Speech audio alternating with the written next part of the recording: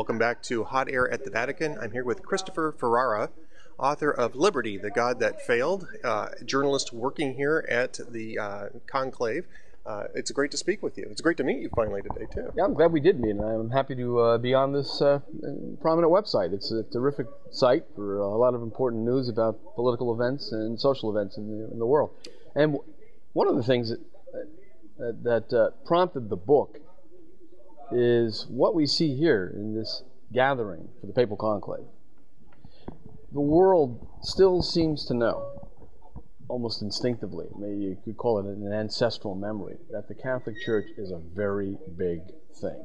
They pretend it isn't. The modern mind says, well, this church is antiquated, it's an opponent of freedom, it has nothing to say to modern civilization. Yet they're all here.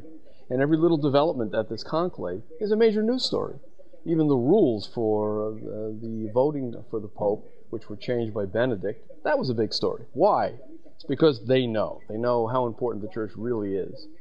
And the theme of the book is that this thing called liberty, which has its origins in the English Civil Wars and in the writings of John Locke and Thomas Hobbes, as they show in the book, the essence of it is, and I'm borrowing a phrase from Pierre Menant, the brilliant French political philosopher, the emancipation of the body politic from the influence of the Catholic Church. Political modernity is basically a long, centuries-long project which comes down to suppressing the influence of Catholicism. And yet, 2,000 years later, here we are. We still have the Catholic Church. We still we're still, like you said, this is a big deal. There are media from all over the world here. And we tend to think of history in very short terms.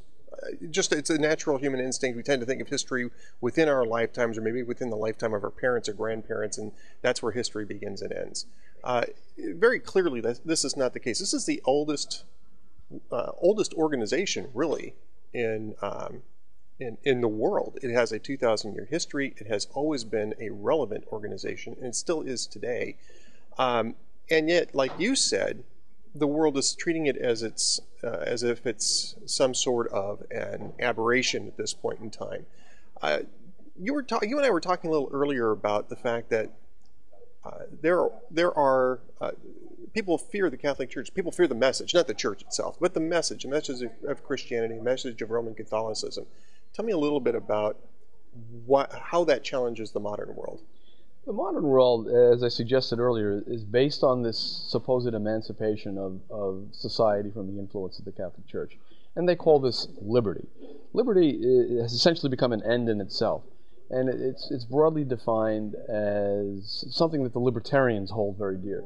The non-aggression principle. You leave me alone, I'll leave you alone. We can do whatever the heck we please. Just don't take my stuff and don't hurt my body. Of course, the unborn are considered a part of the woman's body, so she can do whatever she pleases with her unborn child.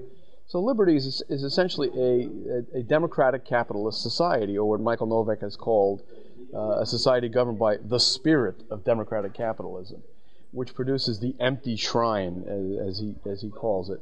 And no one, not even Christ himself, would dare to occupy the empty shrine, because the empty shrine is for everybody and everything. And this is supposedly the beauty of what they call liberty. But what liberty really means in practice is that man has lost sight of who he is. And the purpose of civil society has been lost sight of as well.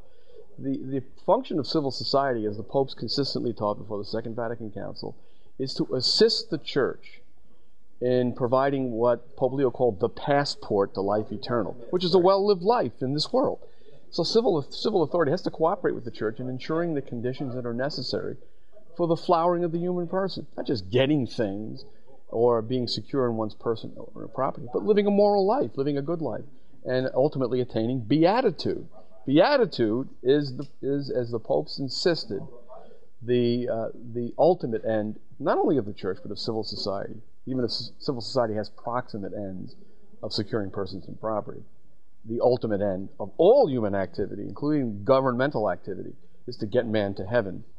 So we're not saying that liberty is a bad thing when we say this. What we're saying, though, is that liberty serves a purpose for men and women to choose the path of holiness, to choose the path of salvation.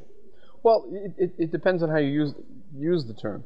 If liberty becomes an end in itself, in other words, the thing you're designing society for is precisely a severance of society from the good, the true, and the beautiful, leaving that to the individual to find, in other words, the pursuit of happiness with no guidance from any church, then liberty it's a plague. But if by liberty you mean the right to seek the truth and to possess the truth and ultimately to possess God, in an alliance between the church assisting the state by acting as the conscience of the state, that's a healthy liberty. But the modern notion of liberty is that freedom of action is an end in itself. I think you can get a sense that the church is, at least to some extent, the conscience of the world, the conscience of the various states by the number of people that you see here at this conclave. I mean, there's 5,000 accredited journalists. You and I are among them. In fact, we're right outside the media center right now.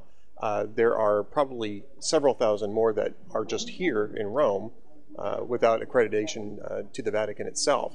So that tells you something about the draw that the church has. I want to talk to you a little bit about some other things that you do.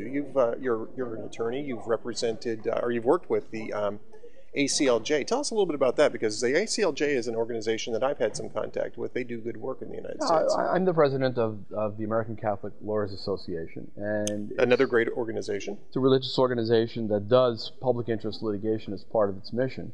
And much of that litigation involves, this is an artifact of liberty, by the way, defending pro-lifers who are persecuted for no other reason than that they stand up for the sanctity of unborn life.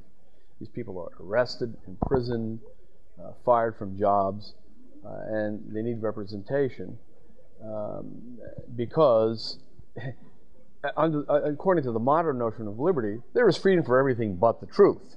So we're having to live with this situation. Pope Benedict called it the dictatorship of relativism. Right.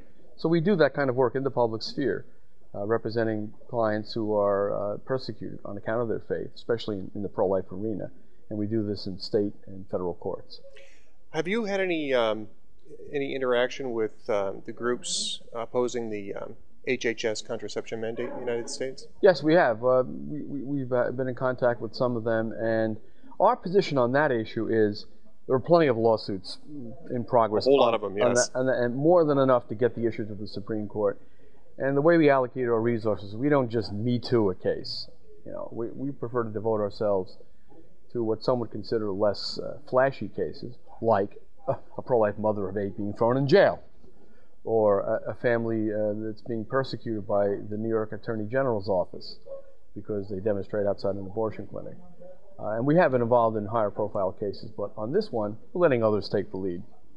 So tell us a little bit about the New York State case. That sounds like an interesting case. Well, there's a situation in upstate New York where a family of dedicated pro-life activists has been battling the New York Attorney General for years on end for the right to exercise First Amendment liberty on the public sidewalk outside assorted abortion clinics in western New York. There was a contempt proceeding brought against them. We defended them successfully against that. There was a judgment obtained against them, which we were able to reduce to a very small amount, saving the family farm. And there was a recent proceeding to attempt to expand an existing injunction into an area that had never been covered by it before, which the court rejected. So those are the kinds of bread and butter pro-life defense cases that make a difference, and they result in published decisions, which are useful too. Very useful. It sets precedents and make sure that exactly.